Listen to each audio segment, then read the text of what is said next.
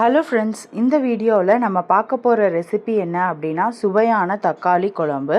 இதுக்கு தேவையான இன்க்ரீடியன்ட்ஸ் என்னென்ன அப்படின்னு பார்க்கலாம். வெங்காயம், தக்காளி, கருவேப்பிலை, இதுதான் மெயினான இன்க்ரீடியண்ட்டு.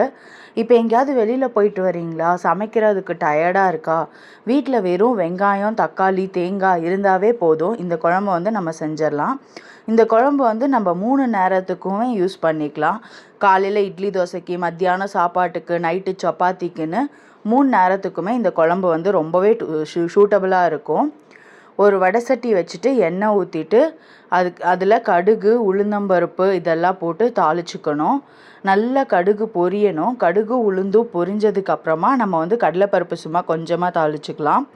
கடலைப்பருப்பு, கடுகு, உளுந்து இதெல்லாமே நல்லா பொரிஞ்சதுக்கப்புறம் நம்ம கருவேப்பிலை ஆட் பண்ணிக்கலாம். கருவேப்பிலை ஆட் பண்ணிவிட்டு நல்லா அது பொரியணும். நல்லா கருவேப்பிலை கிறிஸ்பாகணும். அப்படி கிறிஸ்பான வாட்டி நம்ம வெங்காயம் ஆட் பண்ணிக்கலாம். வெங்காயம் கண்ணாடி பதத்துக்கு வதங்கினா போதும். ரொம்ப வதங்கணும்னு அவசியம் இல்லை. வெங்காயம் ஓரளவுக்கு வதங்குச்சு அப்படின்னாவே போதும். அப்புறம் இப்போ நம்மளுக்கு ஒரு மாதிரி டயர்டாக இருக்குது, எதுவுமே செய்யறதுக்கு பிடிக்கல, நாக்கு ஒரு மாதிரி டேஸ்ட்லெஸ்ஸாக இருக்குது அப்படின்னா அந்த டைமில் கூட இந்த குழம்பு நீங்கள் வச்சு சாப்பிட்லாம். 2 இட்லியை வச்சு நல்லா சுட சுட இந்த குழம்ப மேலே ஊற்றி சாப்பிட்டிங்கன்னா அம்புட்டு ருசியாக இருக்கும். இதில் நீங்கள் தக்காளியை இப்போ நான் ஆட் பண்ணியிருக்கிறேன். தக்காளியும் வெங்காயத்தையும் நல்லா வதக்கிட்டு தக்காளி நல்லா சாஃப்ட் ஆகிறதுக்காக நான் இதில் உப்பு சேர்த்துக்கிறேன். உப்பு சேர்த்து கலந்து விட்டுட்டு ஒரு மூடி போட்டு மூடி வச்சுருக்கேன். ஆனால் அப்பப்போ எடுத்து இந்த மாதிரி கிண்டி விட்டு பார்த்துக்கணும், இல்லைன்னா அடி பிடிச்சிரும். அதனால் நான் அப்பப்போ எடுத்து கிண்டி விட்டுக்கிறேன். நல்லா தக்காளியில் இருக்கிற தண்ணியும் சேர்ந்து வந்திருக்கு.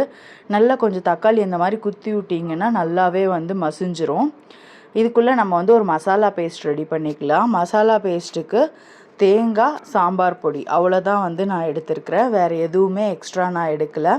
தேங்காயும் சாம்பார் பொடியும் மட்டும்தான் நம்ம இதில் அரைச்சி ஊற்ற போகிறோம். இப்போ இதில் தேங்காயும் சாம்பார் பொடியும் நல்லா மையாக அரைச்சிட்டு வந்துடணும். அரைச்சிட்டு வந்துட்டு அந்த தக்காளி ஓரளவுக்கு வெந்திருக்கான்னு பார்த்துட்டு இந்த அரைச்ச பேஸ்ட் அதில் ஊற்றிட்டு நல்லா வதக்கி விட்டுட்டு பச்சை வாசனை போனதுக்கு அப்புறமா நம்மளுக்கு தேவையான மாதிரி தண்ணி ஊற்றிக்கலாம்.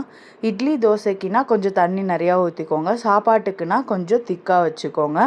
அவ்வளோதான். இதில் வேறு எதுவும் எக்ஸ்ட்ரா ஒர்க் நம்மளுக்கு கிடையாது. அவ்வளோதான், நம்மளோட குழம்பு இன்னொரு 2 நிமிஷத்தில் ரெடி ஆகிடும்.